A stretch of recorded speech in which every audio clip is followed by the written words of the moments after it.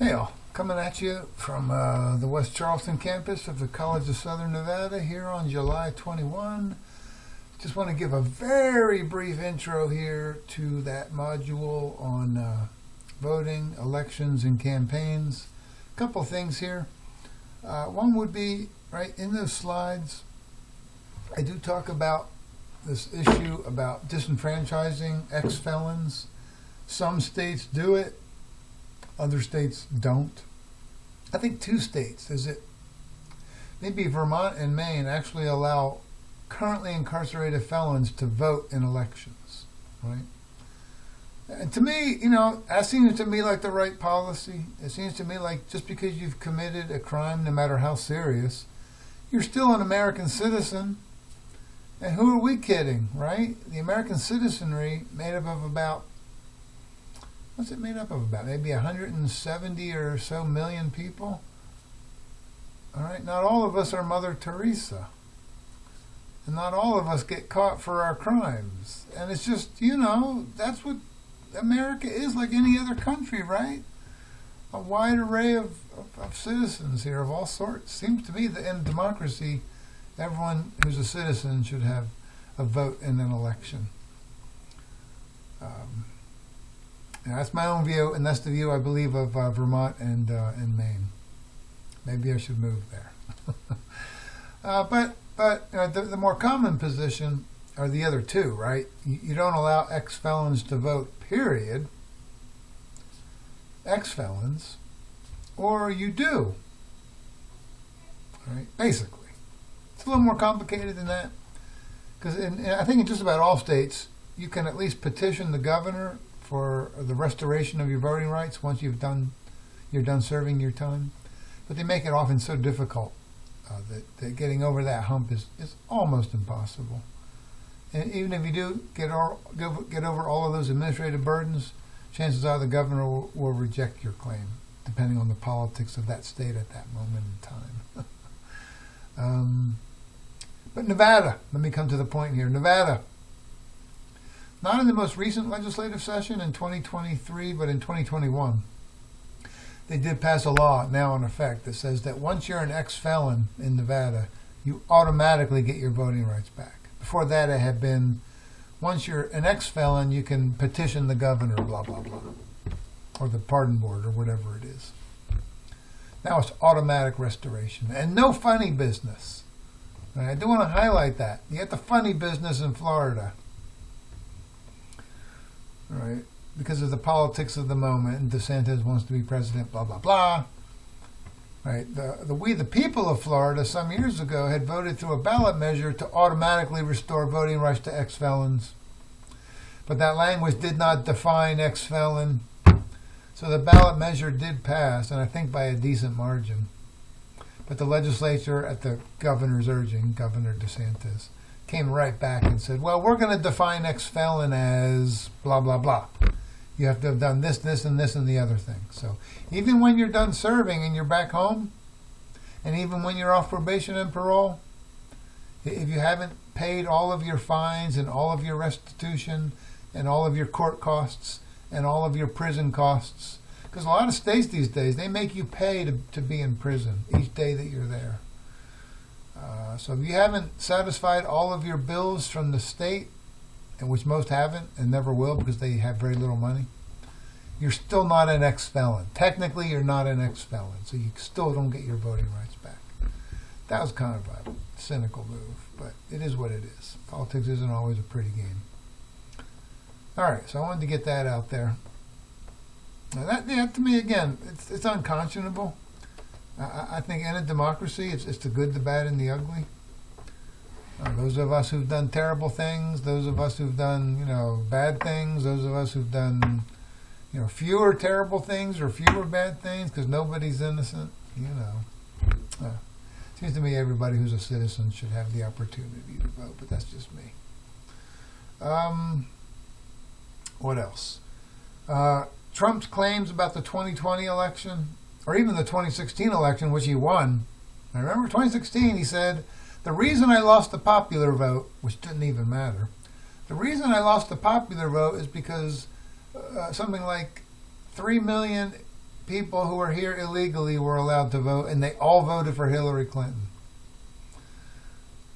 Do you have any evidence for that, sir? No evidence. Just what I believe. It's what I think. People are saying. Right?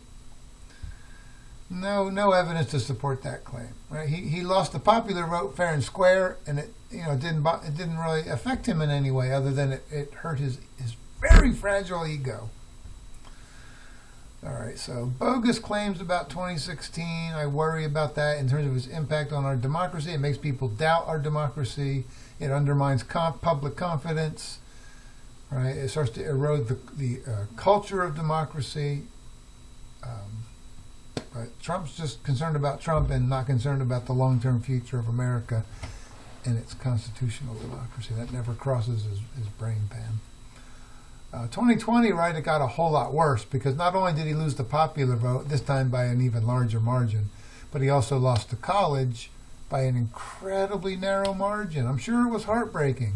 It was heartbreaking for Hillary Clinton in 2016.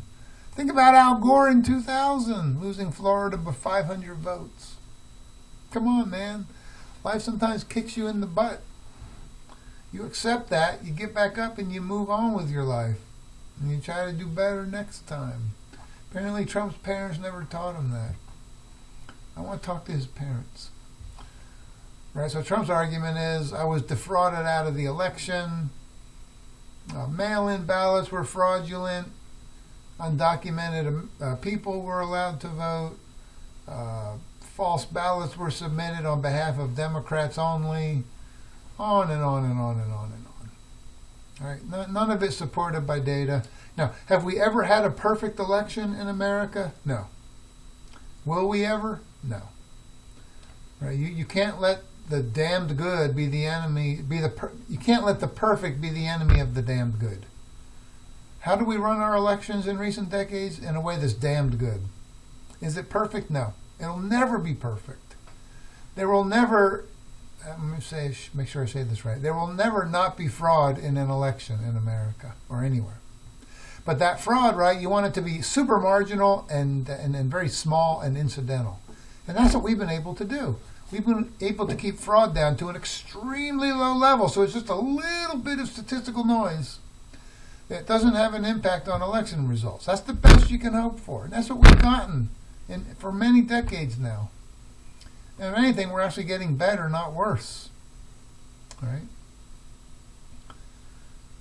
Again, ironic, I think I talked about this earlier, ironic that Republican states are pulling out of the federal database ERIC because of a conspiracy theory on a right-wing news site. And ERIC, right, is designed specifically to root out the possibility of fraud and to catch it. So, kind of sad little commentary there on the era in which we live. So Trump's claims about 2020 election fraud, totally baseless. His vice president, whose politics I abhor, whose politics I detest and dislike intensely, and yet I believe that Mike Pence is a thoroughly decent man of integrity who did the right thing and said, my role as vice president under the Constitution, Article 2 language, does not permit me to overturn the results of a free and fair election, despite Trump's claims to the contrary. Right? And as a result, we know that Trump basically signed off on, my supporters are saying hang Mike Pence at the Capitol? I don't know, seems like a pretty good idea to me. I don't even know, the words fail me at this point. Okay. So Trump's claims about 2020 election fraud, utterly baseless other than petite fraud on the smallest level as background noise. And by the way, the fraud that we were able to detect across all 50 states and the District of Columbia, randomly distributed between the two candidates. So you wouldn't even say that it somehow gave an advantage to Joe Biden because there's no evidence that it did. That the petite fraud that did happen was distributed roughly 50-50. So its impact on the election results, 0. We do a great job running our elections, and we should take credit for it. But Trump, right? His argument is, if I lost, it must have been fraud, and I want to take the house down with me. I want to burn it all down. So if I can't be president, I want to burn America down. And he almost succeeded, right, in overturning the results of that election. He came frighteningly close. And he helped, right, incite that insurrection at the Capitol building. It looks like there'll be federal criminal indictments coming down on that very soon from Special Counsel Jack Smith. And rightly so, as many even Republicans have noted, including Donald Trump's former loyalist Attorney General, William Barr, who says, yeah, any DOJ worth its salt would criminally indict someone who's done what Trump appears to have done. So yeah, the riots and insurrection at the Capitol on January 6, 2021, a horrible blight on our democracy. A dark, dark, dark day. And, you know, people are being held criminally responsible, as they should be, including, it looks like, Donald Trump.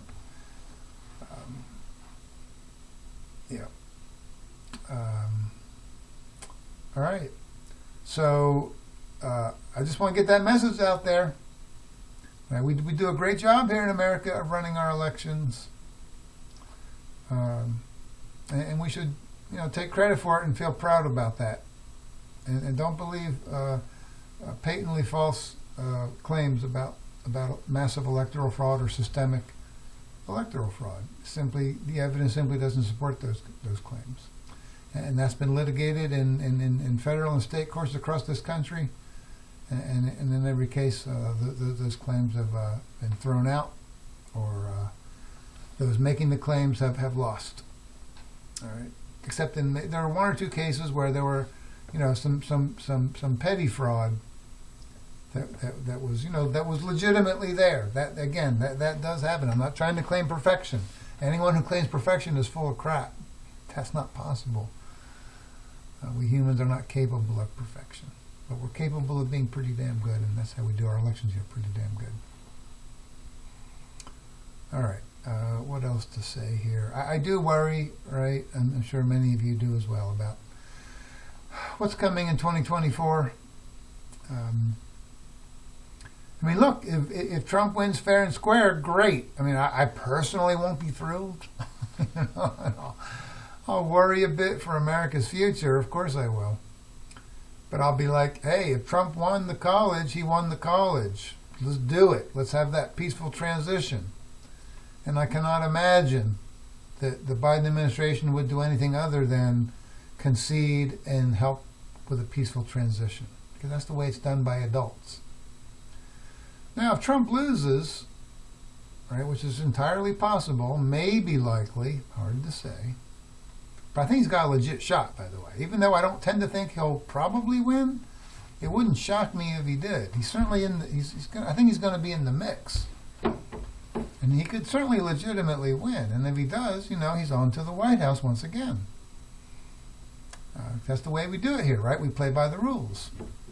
Now, if Trump loses, you know, he's no longer in the position that he was in 2020, right? Where he was in a position where he controlled the military. He attempted to influence Vice President Mike Pence. He was in a position to make real trouble. He was. He's not going to be in that same position were he to lose in 2024. Right? Institutionally, he won't have any levers of power. So in that sense, I guess if he loses, I feel reasonably confident that there will be a peaceful transition of power from Joe Biden to Joe Biden. I guess it would be not a transition per se, but an orderly transition to the next president, which if Trump were to lose would be, unless Trump dies, or unless Biden dies, Joe Biden.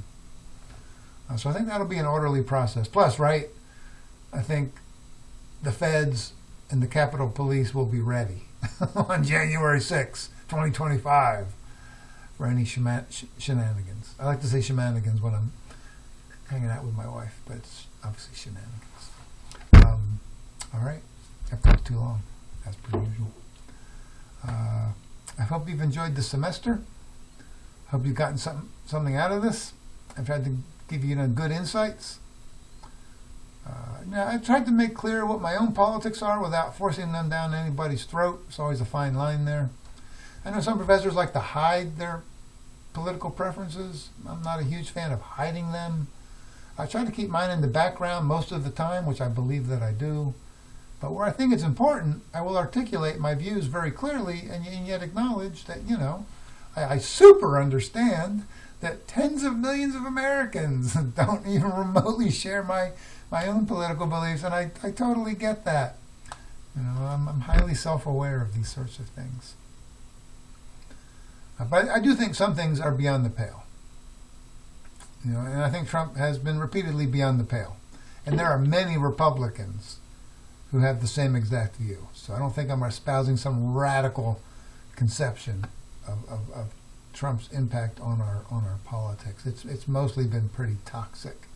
And it has, it's shaken the foundations of our constitutional democracy. And I hope and trust that our history of democracy and our institutions of democracy will hold, even in the event of a Trump victory in 2024, albeit, right, Trump has claimed rather nakedly that he will seek to the best of his ability to implement a thoroughly autocratic leadership style that will surely test our institutions even more aggressively than they were tested during his run as president from 2017 to 2021. But we'll see.